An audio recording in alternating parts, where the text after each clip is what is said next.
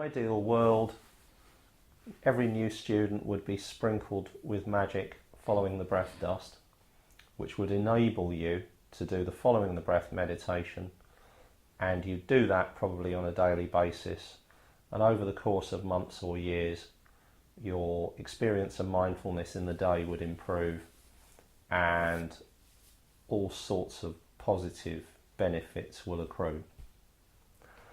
But what actually happens is when we start meditating, we start following the breath, the mind gets busy. And that becomes a frustrating experience, especially if our lives are constricted, we don't have much time, and we find that we're trying to squeeze in a meditation at a point where the mind is actually very busy. There might still be a lot of stress in our experience, for example. What happens then is that following the breath becomes a very unsatisfactory experience. And it's that unsatisfactoriness that stops people from meditating. It's because they don't meditate regularly, the benefits don't accrue. So the supporting meditations, labelling the thoughts and counting the breaths, most people can use one or the other of those to help to calm the mind enough. So let's say you're having a stressful day, you can do counting the breaths, for example, and that will calm the mind enough so that you can do following the breaths without it being awful. But every so often I get a student for whom counting the breaths, labelling the thoughts and following the breath just doesn't work, and their mind is just so busy, it never shuts up.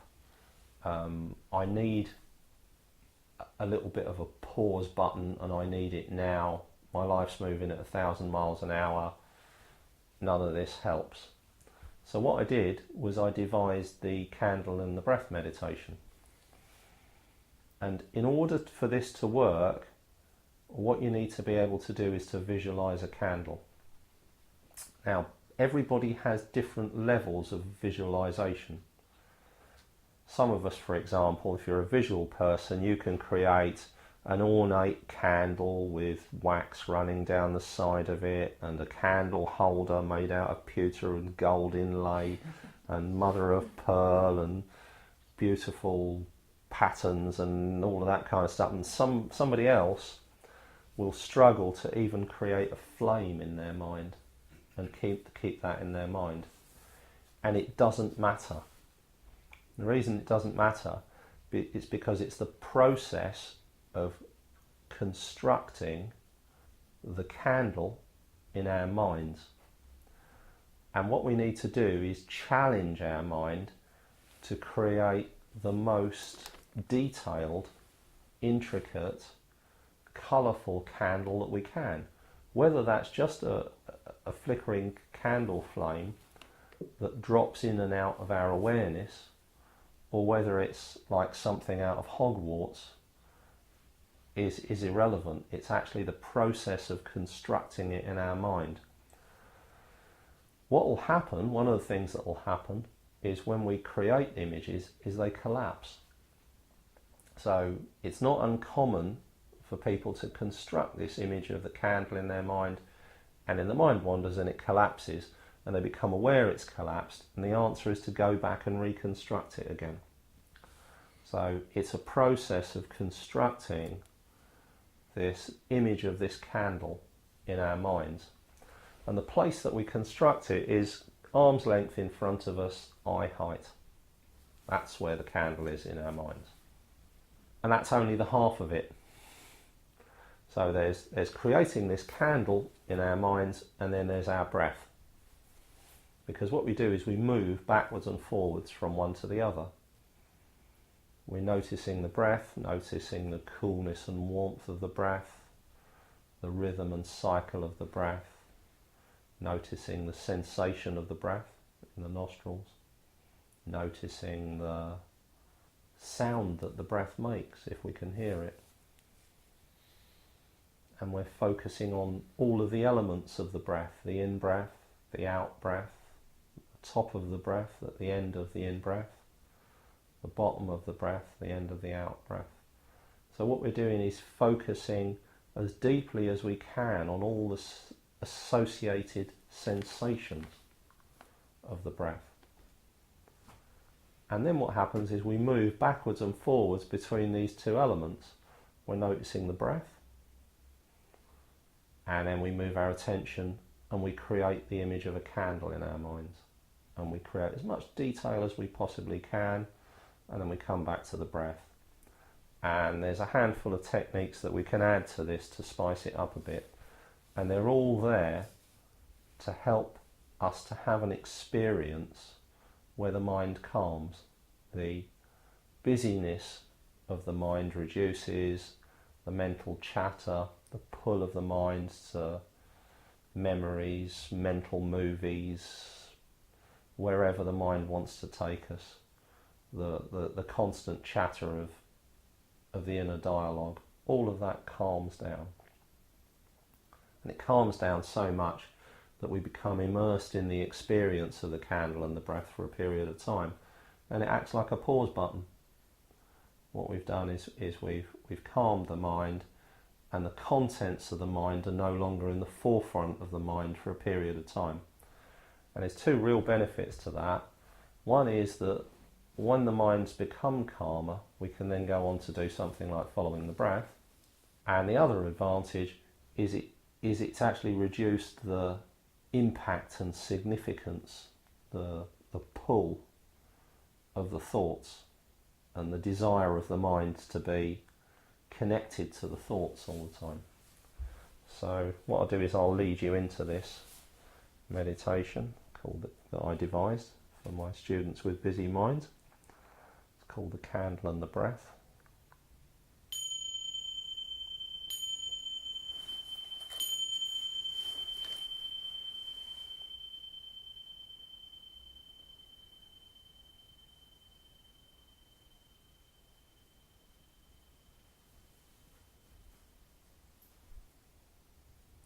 And begin by grounding yourself, noticing however it is you feel in the present moment. Notice the force of gravity pushing you down into the chair, your feet into the floor, pulling your shoulders down. Notice all of the feelings that are associated with that, all of the sensations. Notice whatever it is you can hear, traffic in the distance, movements in the room, sounds in the house, sound of my voice, echoes in the room. Whatever thoughts are arising, whatever the mind has decided our awareness will be full of now. However we feel, whatever emotions there are, whatever arises in our experience, and the sense of place, the awareness of where we are in the room. And then the breath. Notice the coolness of the in-breath and the warmth of the out-breath, the rhythm and cycle of the breath.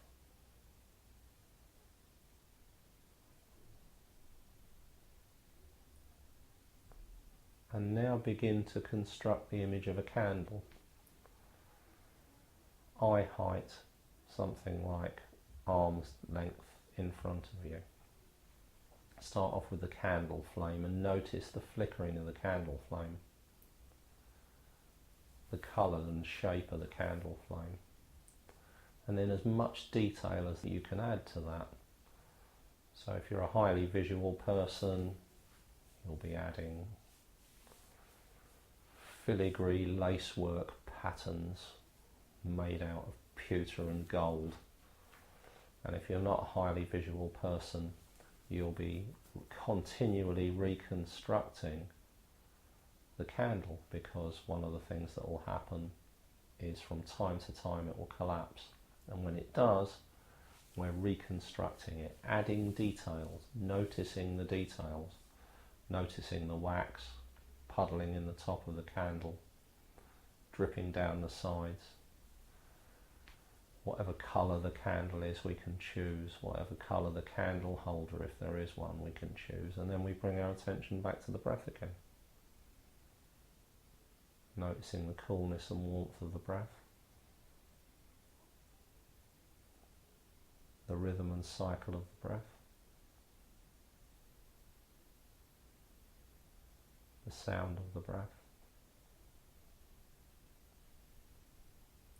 The sensation of the air moving in and out of the nostrils. And then we move back to reconstructing the candle. Same distance, same height. As much detail as we can, whatever colour there is, whatever shape there is, whatever reflections there are, whatever textures and patterns there are. However the light's playing in our mind's eye. And then we return our attention to the breath again. Noticing the cycle of the breath. Cool breath in, and then at the end of the cool in breath, just for a moment, the breath stops. That's the top of the breath. And the warm out breath, the warm relaxing out breath. And just at the bottom of the out breath, just for a moment before the in-breath begins. That's the bottom of the breath. Cool breath in, top of the breath. Warm breath out, bottom of the breath. And then back to the candle. And so notice what we're doing. We're moving from one element of our experience, the sensation of the breath, to another element of our experience, which is the image that we're constructing in our mind. If the thoughts ever intervene, we move. So if I'm constructing the candle and thoughts arise and my mind starts to wander, I come back to the breath. If I'm noticing the breath, as soon as a thought pops up, I move to construct the candle.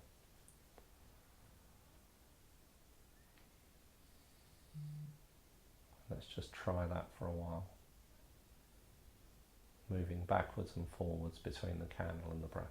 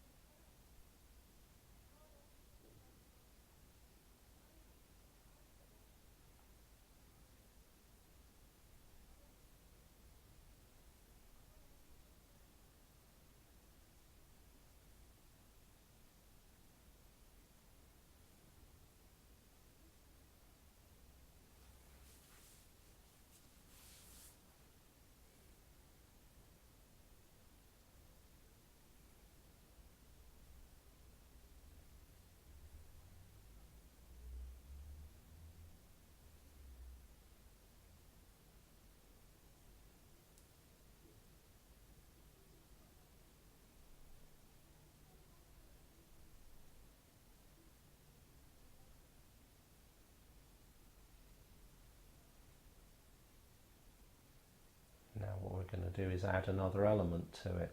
From time to time the mind will be so busy that it breaks into that cycle. So what we do is this. When we're breathing in, the candle's flickering towards us. When we're breathing out, the candle's flickering away.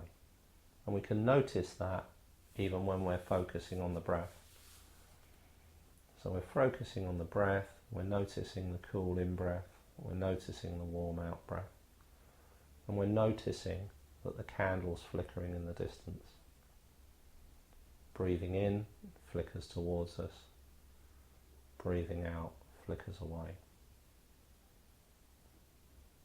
And then we're moving still, backwards and forwards between the candle and the breath, with the candle constantly flickering towards us when we breathe in, away from us when we breathe out.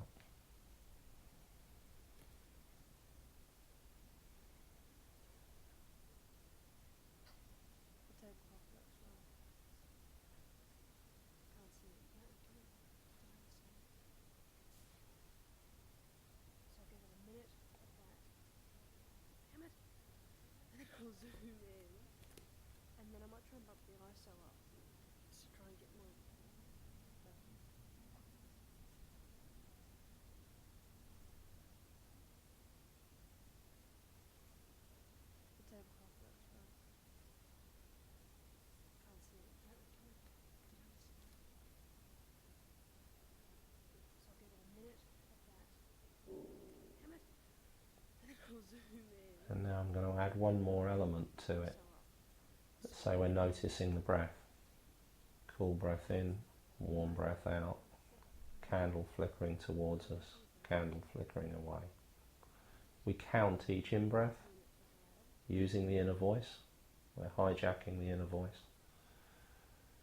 1 on the in-breath, 2 on the out-breath, 3 on the in-breath, 4 on the out-breath, while we're noticing the breath, up to 6.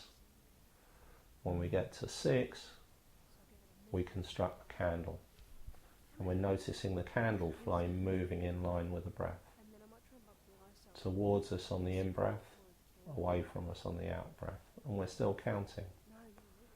1 on the in-breath, 2 on the out-breath, 3 on the in-breath, 4 on the out-breath, up to 6. Get to 6, back to the breath, and continue counting the in and out breaths, noticing the candle flame moving backwards and forwards.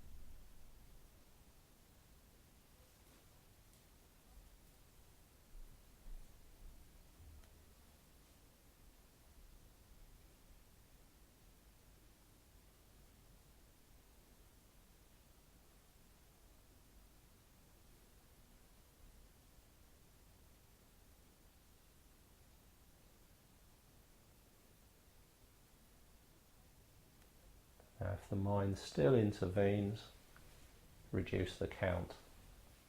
Reduce the count down to 5, then down to 4, then down to 3. So you're noticing 1 in-breath, an out-breath, another in-breath, and then moving. And you reduce the count down until you get to the point where the mind no longer intervenes, where there are no thoughts arise, where you don't wander.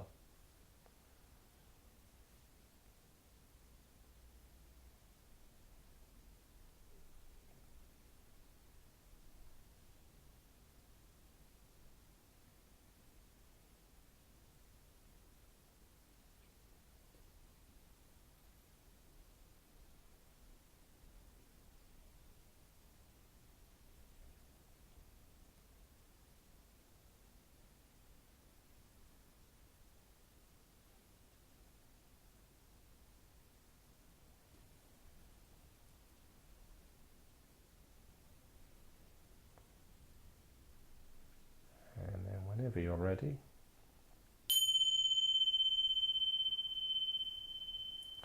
in your very own time, return your attention to the room to end the meditation.